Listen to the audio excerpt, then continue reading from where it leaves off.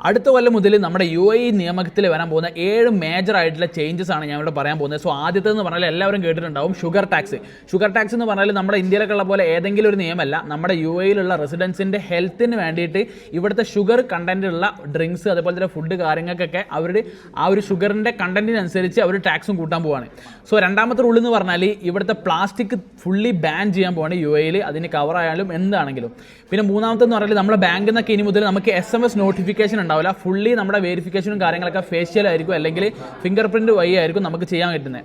അതേപോലെ തന്നെ നമ്മളിവിടെ ദുബായിൽ ഏതൊക്കെ സോഷ്യൽ ഇൻഫ്ലുവൻസേഴ്സ് അല്ലെങ്കിൽ സോഷ്യൽ മീഡിയ വഴി പൈസ ഏൺ ചെയ്യുന്ന ആളുകൾക്കൊക്കെ ഇവിടെ പെർമിറ്റ് അഥവാ അഡ്വർടൈസ്മെന്റ് പെർമിറ്റ് നിർബന്ധമാക്കാൻ പോവാണ്.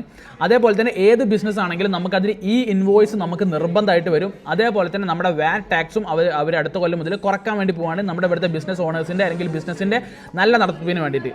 അതേപോലെ തന്നെ അടുത്ത കൊല്ലം മുതൽ നമ്മുടെ വെള്ളിയാഴ്ച ജുമാ നിസ്കാരം 12:45 UAEയിൽ നടക്കാൻ പോകുന്നത്. സോ ഇതൊക്കെയാണ് മേജർ ആയിട്ടുള്ള ചേഞ്ചസ് വരുന്നത്. സോ ഇത് അറിയാത്ത നിങ്ങളുടെ ഫ്രണ്ട്സോ ഫാമിലി ആരെങ്കിലും ഒക്കെ അവിടെ ഉണ്ടെങ്കിൽ അവർക്ക് ഷെയർ ചെയ്ത് കൊടുക്കാം.